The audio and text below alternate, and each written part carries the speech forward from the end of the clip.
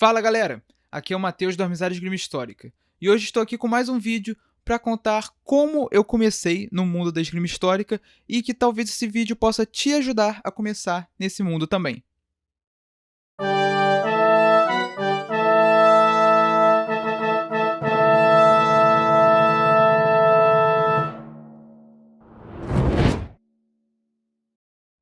No início, eu descobri a esgrima histórica através de canais no YouTube, canais que a gente chama hoje de Community of the Sword, né, que é o pessoal que faz conteúdo relacionado à esgrima histórica em inglês. Assistindo esses vídeos, eu comecei a correr atrás, procurar informação, entender o que era exatamente a esgrima histórica, né, essa coisa tão intrigante, né, que me interessou muito. Então eu achei um exercício aqui, outro ali, algumas coisas, tudo em inglês. E comecei a praticar sozinho mesmo, essas coisas assim, no meu tempo livre. Eu ia lá, tava tranquilo em casa, aí ficava na postura certa, dava os passos, voltava, e ficava, toda hora eu parava assim, uma vez por dia, fazia uma ou duas vezes, aí depois de uma hora eu tava sem nada pra fazer, levantava pra ir buscar água pra beber e andava assim um pouquinho, sempre fazendo essas coisas. Aí, mais ou menos uns meses depois, quase um ano, um pouquinho menos de um ano, eu descobri que tinha um grupo de Reenact bem próximo de mim, né, na mesma cidade. E aí eu resolvi entrar em contato e começar a treinar com eles. Eles não treinavam esgrima histórica, era outra coisa, mas mesmo assim já era alguma coisa, sabe? E pra você que não tem um grupo de esgrima histórica perto de você, mas tem um grupo de alguma outra coisa, vai fazer essa outra coisa que você, quando for fazer esgrima histórica, você já tem algum preparo, alguma condição física, alguma consciência corporal, né? Qualquer coisa ali que você já tem um treino. Isso é muito bom. Seja de arte marcial oriental, até swordplay, qualquer coisa que você estiver fazendo já vai te ajudar quando você começar a esgrima histórica. Então eu praticava com eles. E também praticava sozinho a esgrima histórica desse jeito, né? Eu ia pegar talher, sempre que eu pegava uma faca para comer de madrugada, não tinha ninguém em casa, eu ficava brincando com ela, né? Fazendo os cortes, corte aqui, corte ali, e ficava treinando, sempre sozinho no dia, né? Eu não tirava uma hora do dia, vou treinar aqui uma hora, pá, e ficava lá treinando. Não, eu fazia isso ao longo do dia, 2 minutinhos aqui, 2 ali, e todos os dias praticamente. Eu faço até hoje, inclusive, essas coisas. Meio que virou um hábito, eu acho. Mas eu começava nas lutas, né, do Reenact que a gente lutava, eu não conseguia encaixar as técnicas da esgrima histórica, que eu via, né, eu sabia que elas existiam, eu conhecia elas por alto. Aí eu parei e pensei, tá, eu tenho que começar a treinar isso direito. Aí eu fui atrás de algum tratado para treinar. Eu já conhecia alguns, né, porque eu já estava dentro desse mundo, então eu resolvi pegar o tratado do Fiore.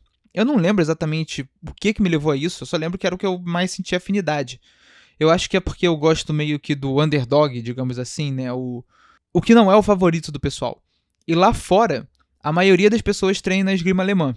E eu pensei, pô, vou treinar italiana, esgrima italiana é quase sinônimo de Fiore, se você estiver falando de esgrima medieval. Aí tá, eu imprimi um tratado, uma versão traduzida para o inglês, e encadernei, deixei um caderninho. E aí eu conversei lá com o pessoal do Reenact e falei, eu quero dar uns treinos de esgrima histórica, porque aí eu ia ler, ia interpretar e ia testar com eles. Essa era a ideia. Aí eu falei, quero dar uns treinos. Aí o cara falou, beleza, fala aí que dia que você tem disponível e a gente vê. Aí tá, beleza, a gente marcou e eu comecei a dar os treinos pro pessoal. E aí eu comecei a sentir que eram mundos muito distintos, né? O do Reenact da esgrima histórica. E eu pensei, não faz tanto sentido eu dar esse treino de esgrima histórica dentro do Reenact. Então eu vou criar algo separado. Eu vou me desvencilhar disso daqui e criar algo para a esgrima histórica em si. E foi assim que nasceu o Amizade Esgrima Histórica, né? Eu criei, falei muito obrigado pelo espaço e tal, eles me ajudaram muito e comecei a fazer as coisas mais por mim. E então nesse tempo aí que eu estava treinando com o pessoal, eu percebi que eu não tinha uma metodologia tão forte, e isso era muito necessário. Não adiantava só você pegar as técnicas e treinar elas jogadas, né? Você tinha que treinar com mais objetivo, digamos assim, né? Você tinha que traçar objetivos e cumprir eles. Então eu decidi, poxa, eu preciso de alguma coisa para me ensinar as técnicas mais básicas, que muito tratado não ensina o básico. Fiori é um exemplo deles. Se você for começar a treinar, veja se o tratado que você está treinando, ele ensina técnicas básicas. Aí eu corri atrás e descobri que tinha livros ensinando as técnicas. Então eu comprei esses livros aqui, que são a trilogia do Guy Windsor, que ensina o tratado do Fiori.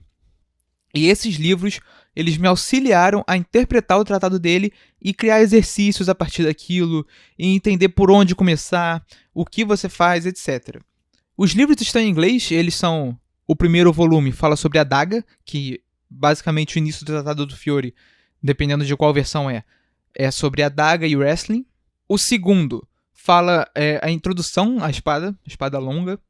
E o terceiro é uma espada longa avançada, mas aqui também tem coisa de lança, de acha e de outras armas que ele mostra no tratado. E o meu encadernado já estava todo zoado, então eu decidi comprar uma versão mais bonitinha, em capa dura, também está em inglês. Existem versões em português já para vocês, que eu vou deixar linkado aqui embaixo, que vocês podem fazer o download, imprimir, encadernar. Mas eu comprei essa versão em capa dura aqui em inglês, que eu leio tranquilamente em inglês, traduzo ali na hora para os meus alunos. Com o tempo, eu comecei a desenvolver o meu próprio método, né? Ver alguns exercícios que eu gostava, discordava um pouco do Guy Windsor em algumas coisas, e eu comecei a entender muito melhor, lendo várias interpretações, analisando, pensando um pouquinho, tá, para que isso serve? Isso vai realmente ser útil? Deixa eu testar isso daqui numa luta, e começar a ver esse tipo de coisa. E a razão pela qual eu me tornei um instrutor no final foi, eu quero treinar. Não tem ninguém para treinar comigo porque ninguém sabe esgrima histórica. Então eu tenho que ensinar para alguém para eu poder treinar esgrima histórica com essa pessoa. E assim eu me tornei um instrutor. Foi porque eu queria treinar com os outros e não tinha ninguém para treinar comigo, porque ninguém sabia. Então eu tive que aprender para poder ensinar para os outros para eu poder treinar. E dizem que você nunca aprende nada tão bem quanto você aprende ensinando essa coisa. Então eu fui aprendendo e cada aula que eu dava eu aprendia mais tanto comigo quanto com os meus alunos, porque eles têm, principalmente os erros que eles cometem que eu fico, tá, por que isso não tá dando certo? Por que quando eu faço dá certo e quando ele faz não dá certo? Deixa eu entender o que a gente tá fazendo diferente.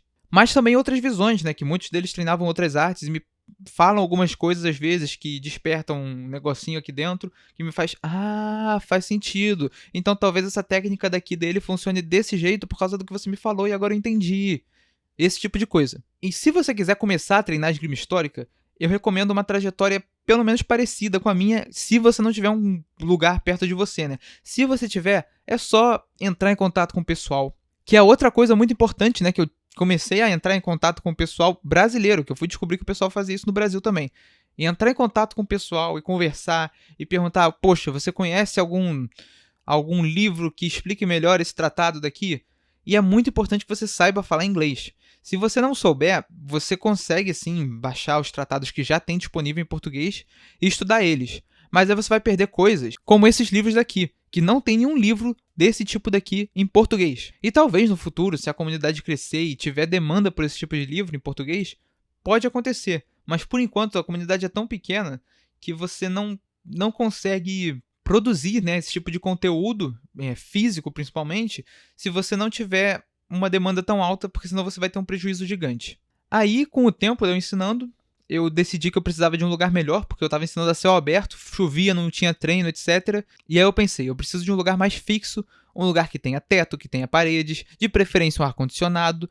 Então eu fui procurar lugares que eu podia ensinar. E eu sempre ensinei de forma gratuita, porque eu estava ganhando experiência, né? Eu não era um instrutor experiente. Eu não sabia direito o que eu estava fazendo. Então eu não sentia que eu devia cobrar por isso. E por isso eu não tinha condição de pagar um lugar para ensinar, né? Então eu fui no lugar mais próximo de mim que eu poderia conseguir alguma coisa, que foi na universidade. E na universidade eu consegui uma sala para poder treinar com os alunos. E a partir daí a amizade esgrima histórica se tornou algo mais contundente. Eu tinha aula toda semana, não importa se chovesse, não importa nada. Eu fazia toda semana aula.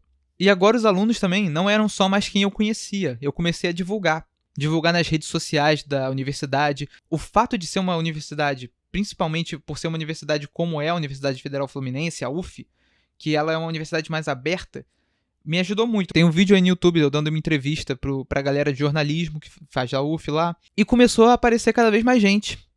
e eu fui dando os treinos.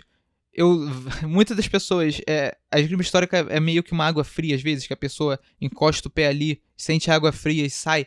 Porque muita gente chega pensando que esgrima histórica é meio que uma brincadeira, um jogo, e quando vê que é uma arte marcial, que você requer fazer os exercícios, forma, e tudo como uma arte marcial ela percebe o que aquilo é e não era o que ela pensava, e ela não faz mais os treinos. Isso acontece muito. Então eu já dei a primeira aula para muita gente. A maioria sai. E foi nesse sentido também que eu criei esse canal do YouTube. Foi para divulgar a esgrima histórica. Não só para eu ter mais alunos, mas eu quero que todo mundo tenha mais alunos. Eu quero que tenha mais salas d'armas ao redor do Brasil, né? A gente tem bastante até aqui no litoral, na faixa litorânea, mas pro interior do Brasil, a gente tem muita pouca sala d'armas.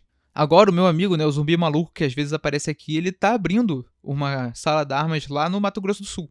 Mas se você tiver em Goiás, Tocantins, Amapá, Amazonas, todos esses estados mais pro interior, você vai ter dificuldade de achar alguém praticando. Agora, aqui na faixa litorânea a gente tem na Bahia, no Espírito Santo, no Rio de Janeiro, em São Paulo, Rio Grande do Sul, Santa Catarina, e geralmente nas capitais. E se você está numa situação em que você não está na capital, mas você quer aprender, entre em contato com um grupo que está na sua capital. Ou do que está mais próximo, se você estiver em outro estado. Porque você consegue sim treinar sozinho e fazer uma visita por ano, ou até uma visita só na vida, com eles, e você vai tirar muito aprendizado disso. E eu garanto que essas pessoas vão querer te ajudar, porque a comunidade da esgrima histórica só quer crescer. Nós somos muito pequenos aqui no Brasil, pouco relevantes ainda. E essa é a razão desse canal do YouTube, é fazer o pessoal saber que isso existe. Saber que é uma arte marcial séria. Saber que se você quiser aprender a usar uma espada europeia, da forma como ela era usada, da Idade Média até a Idade Moderna, até o início do século XX aqui, você consegue aprender isso, e de forma séria. E basicamente é isso que eu queria falar nesses vídeos. Se você ainda tiver alguma dúvida, pode comentar aqui que eu vou procurar responder como eu sempre faço. Às vezes alguns comentários, e é bem estranho isso, mas aparece notificação de que alguém comentou, eu vou procurar o comentário no vídeo e eu não encontro. O que eu acho que está acontecendo é que esses comentários violam alguma diretriz da comunidade do YouTube, e eles apagam automaticamente, né? O robô do YouTube apaga esses comentários, que eu não consigo ler. Eu só vejo que tem a notificação, eu vou procurar ou não acho. Mas comentem aqui qualquer dúvida que vocês tiverem. Se vocês quiserem, lá no Instagram, minha DM tá sempre aberta para ajudar o pessoal a encontrar tratados que queiram treinar e fazer esse tipo de coisa. Eu tô sempre aberto a tentar ajudar a comunidade a crescer. Mas se você gostou desse vídeo, deixa um like aqui embaixo. Se inscreva no canal para mais vídeos como esse. Eu vou ficando até aqui. Até a próxima. Tchau!